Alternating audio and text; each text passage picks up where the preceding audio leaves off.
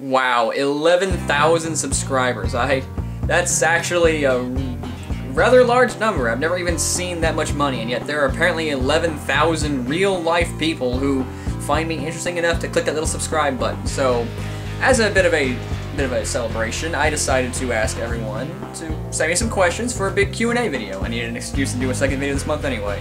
So, that's what this is. No shit. Q and A. Throw your questions at me right now. Favorite subgenre of metal and favorite band of that subgenre? That's actually rather difficult for me to answer because I don't really have one particular favorite because I'm always bouncing back and forth between genres and subgenres. So it's hard for me to answer both questions, but my all-time favorite band is still Alice in Chains. Did you ever heard about well, I can't pronounce it, so no. Have you met people that you became friends with later because of YouTube? Well, absolutely. I even met my girlfriend that way. What were you in high school? Like the one to blend into the woodwork, or that guy who stood out? Well, I had hair that went down to my upper back and I wore a trench coat.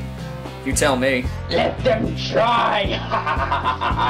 You're a metal guy. Have you seen some really good shows? Yes, I have actually, but all of the shows that I have seen are actually local bands because I'm too broke to afford any large bands, but so if I mention any names and stuff, you probably won't be able to find much of their stuff anyway, so I'm just gonna skip that.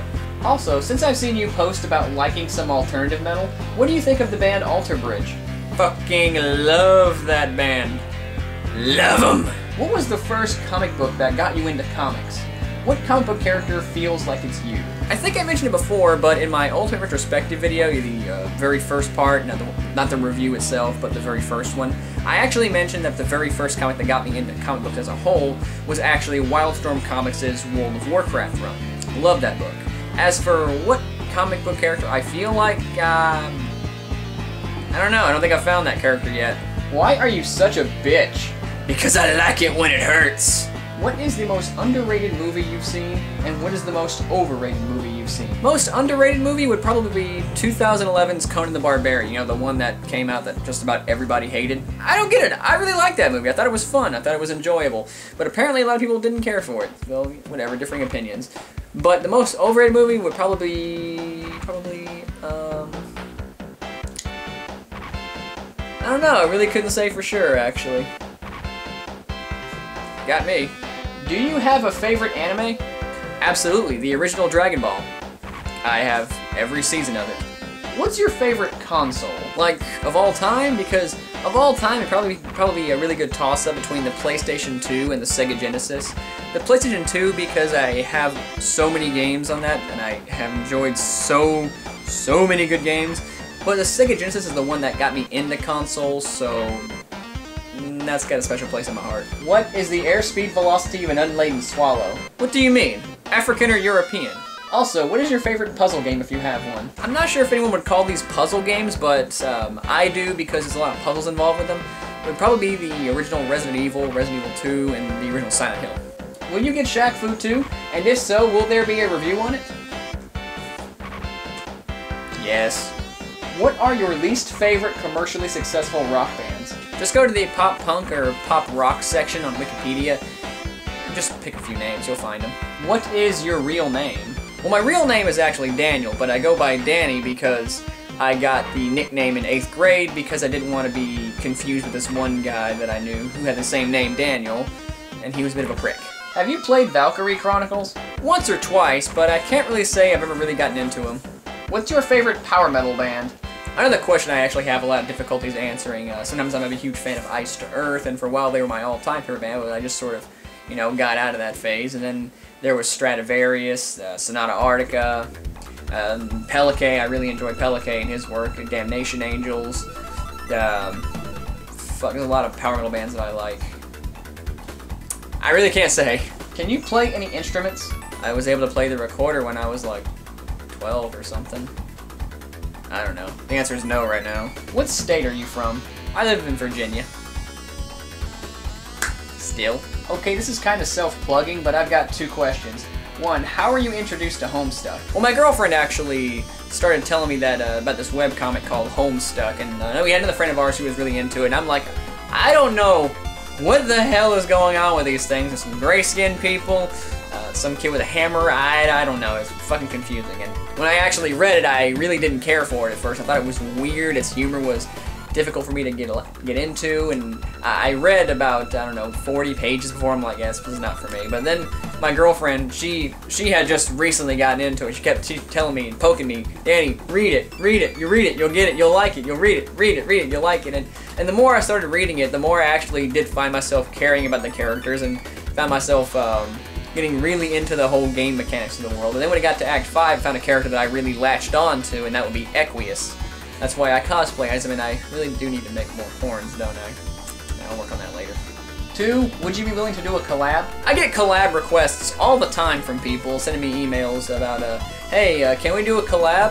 Hey, can I appear in one of your videos? Hey, can I do this? Can I do that? Can we mix and match? Can we bounce some ideas around? Well, the answer is I normally don't answer collab requests, generally because, well, it's a bit selfish of me doing this, actually, but a lot of people will send me collab requests, but they really don't have anything to offer me or my channel as in terms of growth. Like, nobody with about 2,000 or 3,000 subscribers will send me a request and say, hey, you want to do a collab? Or it's usually people who have about 60 or 70 subscribers who do that. So I generally feel that it's less about them wanting to bounce around ideas or bounce around joke videos, but rather they just want to have some of my viewers jump over on theirs for the sole purpose of, well, the whole share-for-share system. Now, I know that a lot of people out there who send me these are not generally like that. I understand that there's plenty of you guys out there that genuinely think that we could do a great crossover, and I'm certain, but I have declined most of these. I mean, I have to know you on a personal level if I want to collab with you, like Random DCE, or I have an upcoming appearance on Helsing 920's account. Ace Sally 2, of course, and appeared in Tire Editors 2's work as well. So, you know, if I'm friends with you or I respect your work, then yeah, we'll collab. But the issue is, a lot of people want me to collab, but they never really bounce any ideas around. Like, I actually recall one instance, and this would be a bit of a tirade. Someone actually sent me a message saying they wanted to collab and stuff. They wanted to have appearance. I'm like, well, okay. I had that mindset of, okay, well, I got relatively big. This is like when I had like 6,000 subscribers, by the way. People, I wanted to try and give back to my fans, so I'm like, oh, okay, yeah, we can collab. You know, I can get your name out there a little bit. Sure. What do you want to do? And they're like, I don't know, let's do something. Basically, they wanted to collab with me, but they didn't really have any ideas as to what we should do. They wanted me to come with the ideas to collab with them, and they would actually send me emails every now and then asking, hey, you have any new ideas for a collab? No! I don't have any new ideas for a collab because I don't know what your fucking content is. You have like 12 subscribers and 2 videos. I fucking don't know what your sense of humor is, what kind of jokes that I could toss out. God, they wanted me to do all the work and them get all the profit, okay? You see here, I had no channel growth from there. I had nothing to work with. I didn't even know what the flying fuck they wanted me to do. So that's one reason why I don't do a whole lot of collabs with people, is because I had a really bad experience doing one that never actually happened, and I generally feel that people just want to leech fame off of me. Again, not every one of you want to do that. Not everyone does that. I'm pretty certain not anyone does. I even go as far as say, for every 10 people who want to collab, 9 of them genuinely want to make good content with me. But for the bad experience and for that feeling of me passing on some fame or some notoriety to someone who doesn't really deserve it is one reason why I don't do collabs. If you're relatively well up there and you got some ideas, we can bounce some ideas around. But if you're really low on the totem pole, like you have, I don't know, like just triple-digit subscribers, even less than that, we're probably not gonna talk. Sorry. Offer declined. What is your first name? Those who know must die. Do you get me? Do people ever notice that you're from YouTube when you're out in public? If so, what happened? Well, I don't want to say for sure about a lot of things, but I have gotten a few glares from people wearing Blood on the Dance Floor t-shirts, because my videos do surprisingly well in bouncing around BOTDF community fan pages and pages alike, so it's really weird. Like, my name is surprisingly big around those. But I've never actually been like accosted or approached by a Blood on the Dance Floor fan who wants to call me a faggot or slash me or something like that. So nothing really.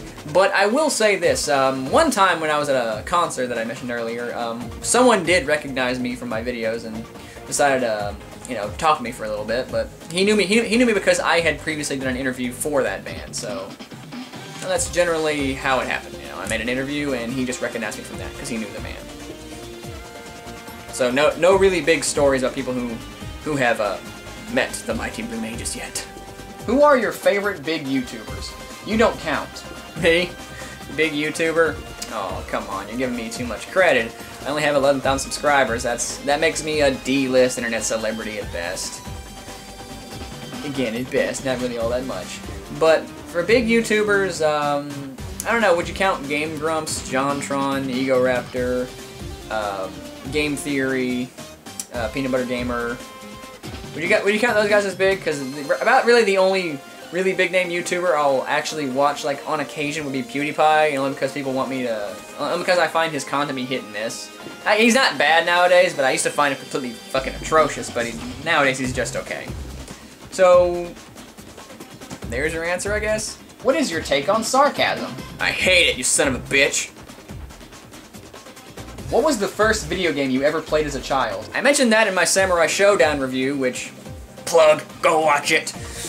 It's actually Sonic the Hedgehog 2. I still have it. I might play it later. Would you like to play a game? And it's that special characters thing from this thing that one person made from YouTube Ranchers, and my name is on it. Yes, I would play a fighting game about YouTubers if I was a character. But I get to be top tier. Opinion on the bad feminists? Tumblr feminists. As if there's a place in the world that has any more collection of bad feminists.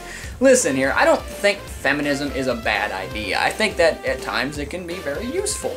It can be very handy, and I generally agree with a lot of feminist literature that I actually read. Most of it, except for the Bechdel test, trick women in refrigerators. Those are topics for another day. Topics for another day. But right now, when it comes to Tumblr feminists, these idiots, these retards, trigger warning, yeah, fuck your trigger warnings, these people make light of serious issues. Claiming that stare rape is a real thing, like you walking out in public and me glancing at you is apparently raping you and sexual assault. No, let me strictly define rape for you, okay? I'm not gonna broaden the fuck out of it. I'm not going to make it ridiculously over the top. Let me fucking define it for these people right now so they can stop saying that rape is here, rape is there. No, you're making light of a serious topic, okay? Rape is forced sexual interaction, okay? If someone does something to your genitals that you did not want them doing, that's rape, okay? That's rape.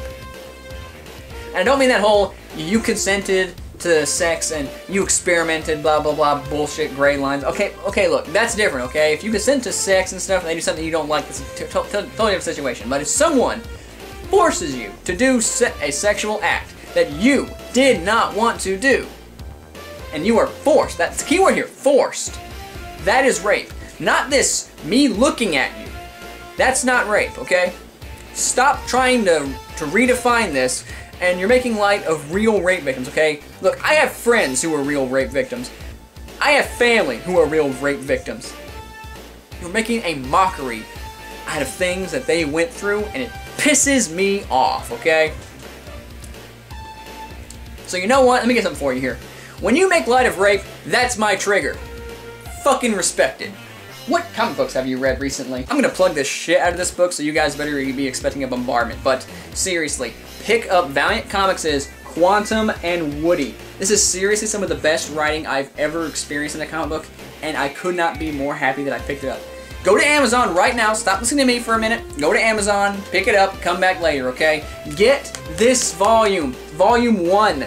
Pick it up and start reading. It's glorious. It's hilarious. We have two superheroes who can manipulate energy and matter and stuff, and they travel around with a fucking super-powered goat.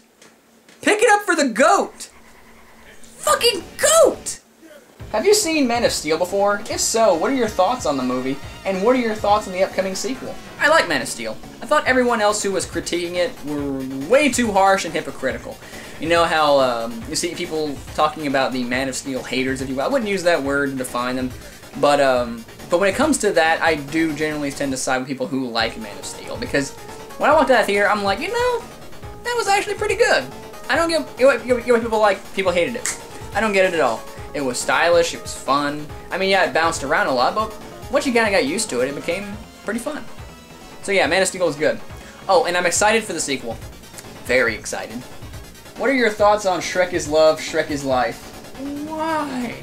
Do you know of any video game franchise that deserve a reboot or a sequel? Well, I'd always like to see Vector Man make a comeback, but one game in particular that I've always thought deserved a sequel or a reboot of some kind is, of course, the awesome PS2 game, Metal Arms Glitch in the System. I may do a review for this game in the future, actually, but I fucking love this game. It is one of my favorite games of all time. It had a sequel teased at the very end of it, but it never actually happened. Seriously, if you guys get a chance, pick up Metal Arms Glitch in the System and start writing petitions to Blizzard to make another one. They're the ones who have the rights right now. You hear me, Blizzard? I want this game back. I want this fucking game. Make it! Do you know any comic book villains that deserve to be in a live-action comic book movie? Actually, yes, I do. I've always wanted to see what happened if Clayface was brought to the big screen, and I really want to know what would happen if they brought Brainiac in. That would be pretty kick-ass as well. In terms of Marvel, really don't know, but when it comes to DC, I know a bunch of villains out there that would make for excellent villains. Anti-Monitor would be great. The Monitors and just by themselves would be pretty kick-ass. Bizarro would be great, especially in the Man of Steel universe, now that I think about it. So yeah, there are plenty of DC villains. But for Marvel villains, I don't know yet. We're going to find out. Who are your top favorite wrestlers? Now we're old school because I'm going to name 5 old schools and 5 new schools. Old school, number 1 favorite wrestler is Ultimate Warrior. I got a soft spot for Hulk Hogan, of course. I mean, call him overrated if you want, but he was entertaining. Bret Hart, Sting, and 5th one, of course, being Bill Goldberg. As for modern days, I fucking love Dean Ambrose, Seth Rollins, controversial opinion time, I actually like Ryback a lot. Roman Reigns is, of course, great. And, I don't know, I see Cody Rhodes going a little bit more, but his little Stardust gimmick is weird. But either way, I'm still okay with it. Have you ever thought about what you would do outside of YouTube if it wasn't in your life? Meaning hobby and career-wise, whichever fits. Actually, yes, I have given plenty of thought to that, like thought about the road never traveled, the route not taken, the path not walked upon. It's poetic even, actually. But I've given plenty of thought to that, and I've discovered that my life would be extremely different without YouTube or video making in particular.